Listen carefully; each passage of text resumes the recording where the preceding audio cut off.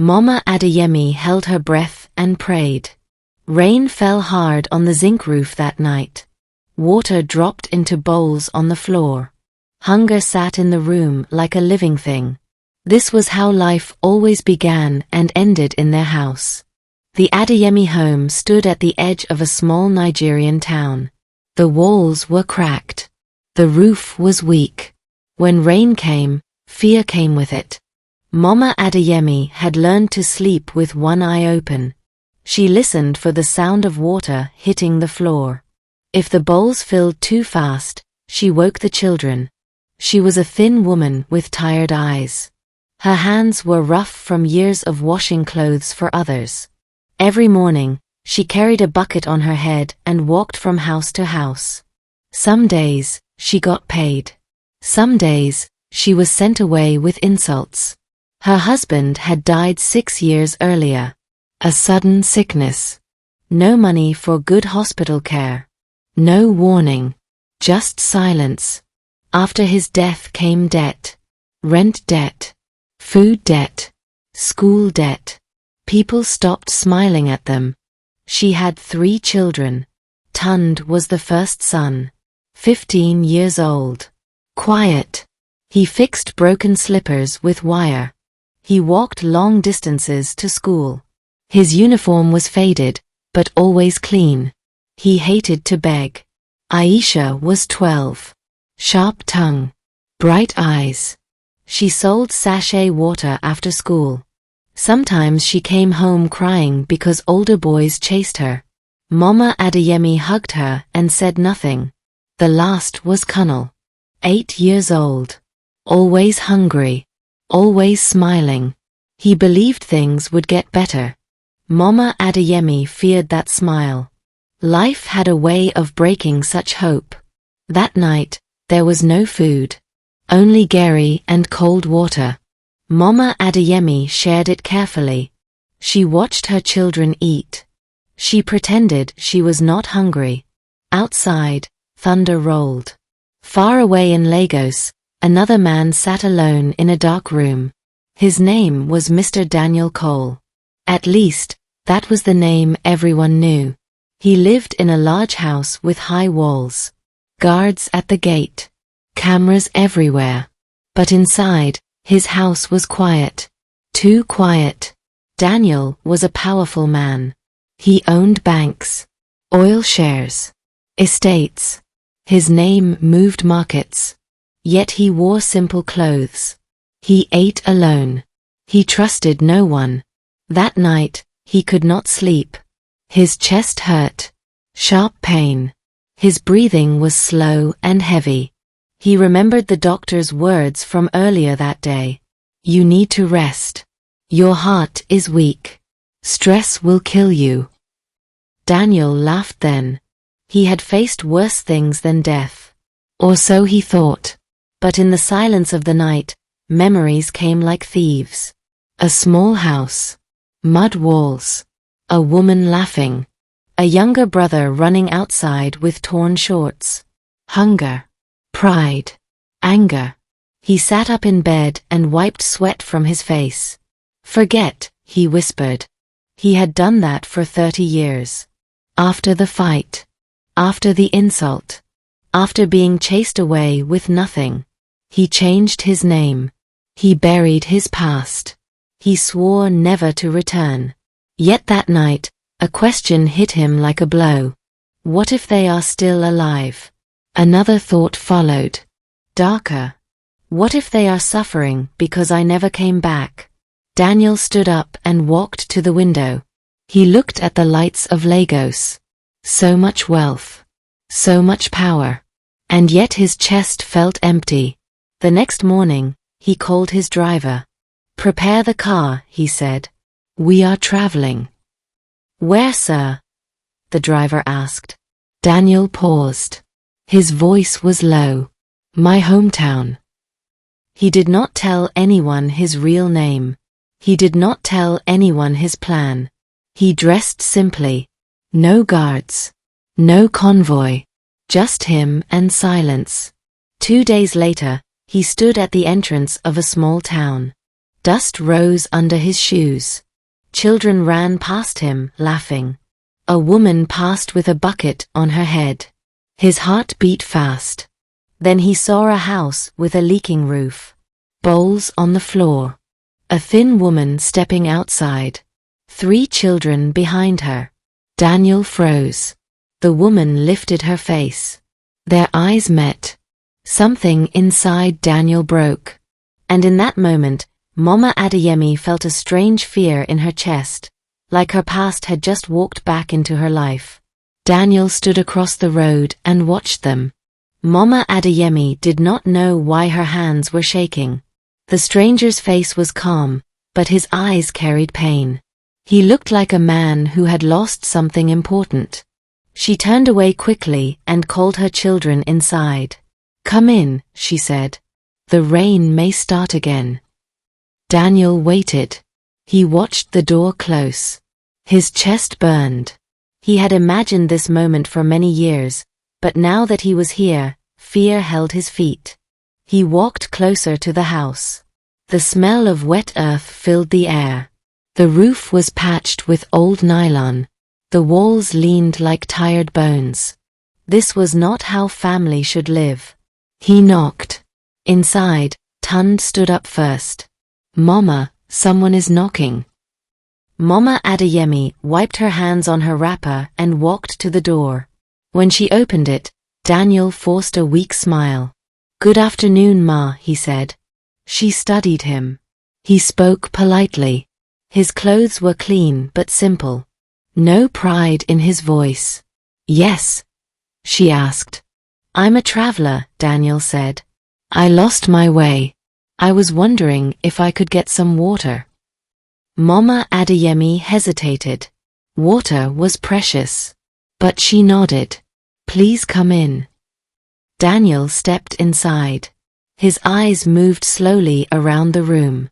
The bowls. The cracks. The thin mattress on the floor. His heart sank deeper with every step. The children stared at him. "This is Tund," Mama Adeyemi said. "Aisha. And Kunal." Daniel swallowed hard. These were his brother's children. Flesh of his flesh. Blood of his blood.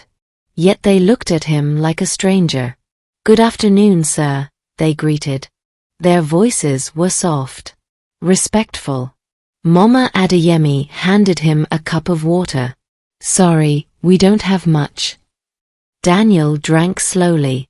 He wanted to cry. He wanted to shout. He wanted to tell them everything. But fear closed his mouth. "Thank you," he said. "You are very kind." He sat for a while and asked simple questions. About school. About work. About life in the town. Mama Adeyemi answered carefully. She did not complain. She did not beg. When he stood up to leave, Daniel brought out some money. Small notes. Not much. "For the water," he said. Mama Adeyemi shook her head. "No. We don't sell water." Daniel insisted. "Please. Buy something for the children." She hesitated. Then she collected it. "Thank you." Outside, Daniel walked away slowly. His legs felt weak. That night, he could not sleep at the small guest house he found. Images of the house kept returning. The children's eyes. The hunger they tried to hide. The next morning, Daniel returned. This time, he brought bread. Mama Adeyemi looked surprised. "You again." "I told you I was lost," Daniel said. "It seems I found good people." He handed the bread to Kunal. The boy's eyes lit up. "Thank you, sir." Kunal shouted. Daniel smiled. That smile hurt. Over the next days, Daniel came often. Sometimes with food. Sometimes with school books. He never gave too much at once. He watched. He tested their hearts. Once, he dropped money on the ground outside their house. Tund saw it and ran after him. "Sir, you forgot this." Daniel turned slowly. Keep it. Tund shook his head. It is not ours. Daniel felt something crack inside him. Another day, he saw Aisha share her sachet water with another girl who had nothing. Mama Adeyemi scolded her gently, but pride shone in her eyes. Daniel began to ask around the town. Quietly, he learned the truth. The Adeyemi family was known for honesty, known for suffering, known for refusing dirty help. At night, Daniel cried alone. One evening, Mama Adeyemi finally asked him a question. Sir, she said, why do you help us? Daniel opened his mouth. The truth rushed to his tongue. His name, his past, his guilt. But before he could speak, a man's voice shouted from outside. Mama Adeyemi. They all turned. A debt collector stood at the door. Angry. Loud. Your rent is overdue again, the man said. If you don't pay this week, you leave this house. Mama Adeyemi's face went pale. Daniel stepped forward. How much? He asked quietly. The man laughed. And who are you? Daniel reached into his pocket. The man's eyes widened. And Mama Adeyemi suddenly felt that this stranger was about to change everything, or destroy what little they had left. Daniel held out the money. The debt collector froze. His mouth opened slightly. He counted the notes with his eyes. This is more than the rent, the man said slowly. Daniel's voice was calm. Take it. Clear the debt. Mama Adeyemi gasped. No, please. The man did not wait. He snatched the money and smiled. You people are lucky today, he said. Next time, pay on time. He turned and walked away. Silence fell inside the house. Mama Adeyemi's knees felt weak. She sat down hard on the chair. Her eyes filled with tears. Sir, she said, her voice shaking, you did not have to do this. Daniel could not look at her. It is fine. Tund stepped forward. We will pay you back, he said quickly. I can work. Daniel looked at the boy. So much pride. So much pain. No, Daniel said. You owe me nothing. That night, Mama Adeyemi could not sleep. She watched Daniel as he stood near the door, ready to leave. Please, she said softly, tell me your name. Daniel paused. His heart beat fast. Cole, he said. Daniel Cole. The name meant nothing to her, but something in his eyes troubled her. From that day, Daniel's help increased. Quiet help. Careful help. He paid school fees. He fixed the roof. He brought food but never stayed long. The town began to talk. Who is that man? People asked. He must be a politician, one said. No, another replied. Maybe a fraudster. Daniel ignored the noise. But danger was growing. One afternoon, Daniel followed Tund to school. He wanted to see how the boy lived outside the house. He stood across the road and watched. That was when trouble came. 3 boys blocked Tund's path. Bigger boys. Rich boys. Poor boy, one said, laughing. Your shoes are dead. Tund kept quiet. Another pushed him. Your mother still washes clothes, ABI? Tund's fists tightened. Leave me alone. They laughed louder. One slapped his books to the ground. Daniel's heart jumped. He stepped forward, but he stopped himself. He needed to see something. Tund bent down and picked his books. His eyes were wet, but his voice was steady. God sees, he said. Please let me go. The boys mocked him and walked away. Daniel turned his face. Tears burned his eyes. That night, he made a decision. He returned to the guest house and opened a small black bag he always kept locked. Inside were old papers, old names, old wounds, a birth certificate, a family photo, a letter from long ago. His real name stared back at him. Daniel Adeyemi.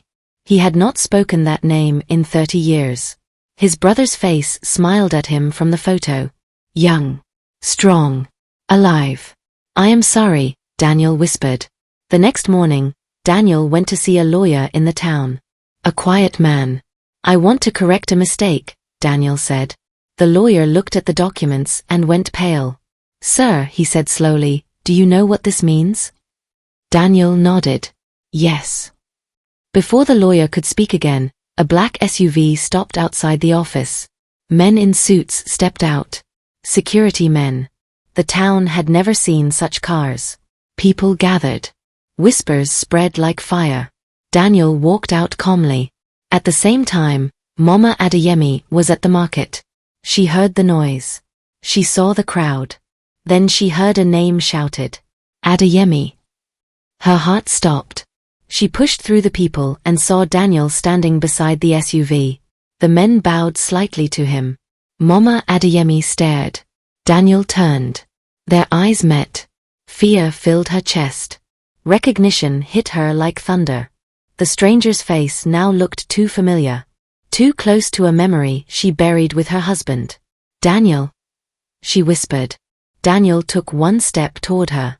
Mama, he said, his voice breaking, it is me. The crowd went silent. And in that moment, Mama Adeyemi screamed and collapsed to the ground. Mama Adeyemi lay on the dusty ground, her eyes closed. People shouted. Women screamed her name. Someone poured water on her face. Bring her inside. A voice cried. Daniel dropped to his knees beside her. His hands shook. This was not how he planned it. This was not how the truth was meant to come out. Mama. Please, he whispered. Open your eyes. Slowly, Mama Adeyemi breathed in. Her eyelids moved. She gasped and sat up suddenly, like someone waking from a nightmare. Her eyes met Daniel's. She froze. The crowd waited. No one spoke. You, she said, her voice weak but sharp. You are dead. Daniel felt the words like knives. I am alive.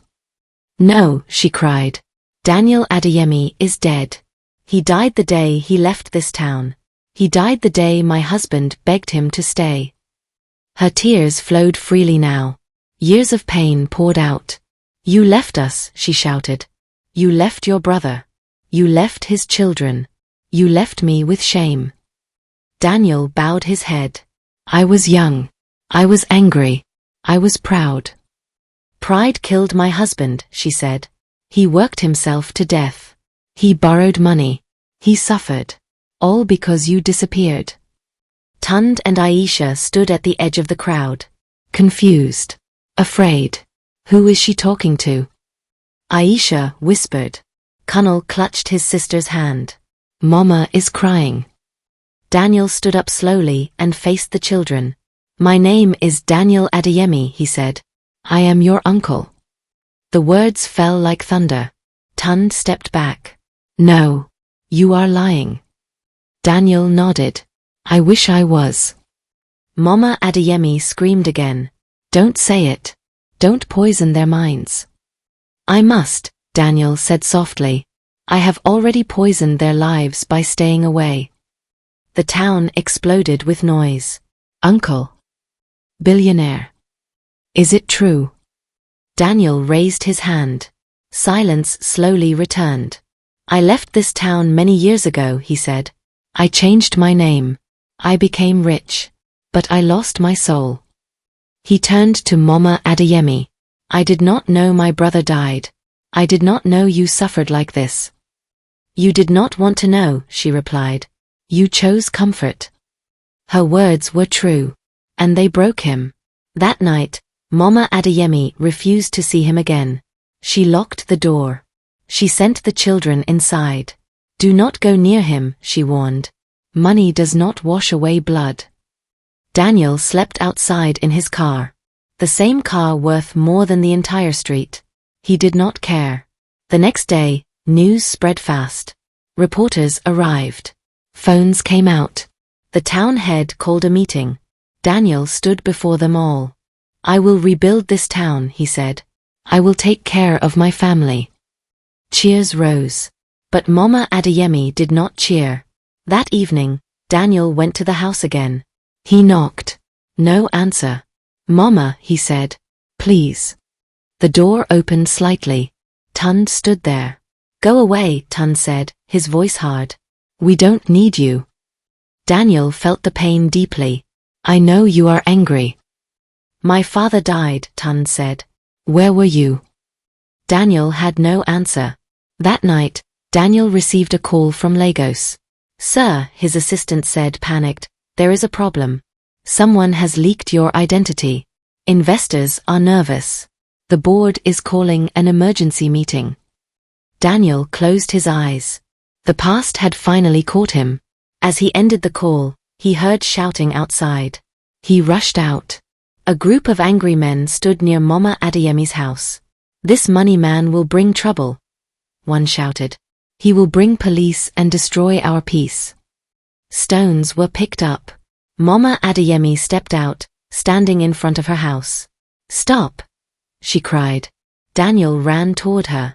And just as a stone flew through the air, Daniel jumped forward, straight into danger. The stone hit Daniel on the head. He fell hard to the ground. A cry rose from the crowd. Mama Adeyemi screamed his name without thinking.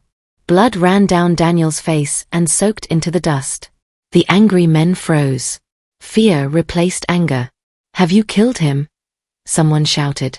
Tund ran forward. He knelt beside Daniel. His hands shook as he lifted Daniel's head. Uncle? He whispered. Daniel opened his eyes slowly. Pain burned through him, but he forced a weak smile. I am fine, he said. Do not fight. Those words broke something in Tund. People helped carry Daniel into the house. Mama Adeyemi stood at the door, torn between anger and fear. When she saw the blood, her knees failed her. Bring him in, she said quietly. Inside the house, Daniel lay on the old mattress. The same thin mattress his brother once slept on. Mama Adeyemi cleaned the wound with shaking hands. Her tears dropped onto his chest. You are stubborn, she said. You have always been. Daniel coughed softly. And you have always been strong. Silence filled the room. That night, Mama Adeyemi did not chase him away. By morning, the town had changed. Shame spread among those who threw stones. The town head came with elders. They bowed their heads. We acted out of fear, the town head said. Forgive us. Daniel nodded. Fear grows where truth is hidden. I hid the truth. He stood slowly and faced Mama Adeyemi and the children. I cannot change the past, he said. I cannot bring your father back. But I will not run again. Tund stared at him for a long time. Money did not save my father, Tund said. Will it save us? Daniel swallowed hard. No. But honesty might. And time. Days turned into weeks. Daniel stayed. He sold nothing. He promised nothing loudly. He acted. He rebuilt the house, but kept it simple. He paid debts quietly. He sent the children to good schools, but made sure they stayed humble. He employed people in the town. He built a clinic in his brother's name. Reporters came again. This time, Daniel spoke. I am not proud of my past, he said. But I am responsible for my future. Mama Adeyemi watched him from a distance. Slowly, her anger softened into sadness. Then into acceptance. One evening, she called him to sit. My husband loved you, she said. He waited for you. Daniel cried openly. I failed him. Yes, she replied. But you are here now. That night, she called him son. The children changed too. Tund stopped hating. He began to learn. He studied hard. He asked questions. One day he said, I want to help people like us. Aisha stopped selling sachet water. She started dreaming again. Kunal still smiled. This time, Mama Adeyemi was not afraid of that smile. Years later, the town no longer whispered about the poor Adeyemi family. They spoke of healing. Daniel Cole disappeared. Daniel Adeyemi remained. He never forgot the leaking roof. He never forgot hunger. He never forgot the night he almost died from a stone thrown by fear. Wealth did not save the Adeyemi family. Truth did. Love did. And responsibility finally found its way home. Thank you for listening. What is your view about this story? Let us know in the comment section. Kindly like, comment, and subscribe to our channel.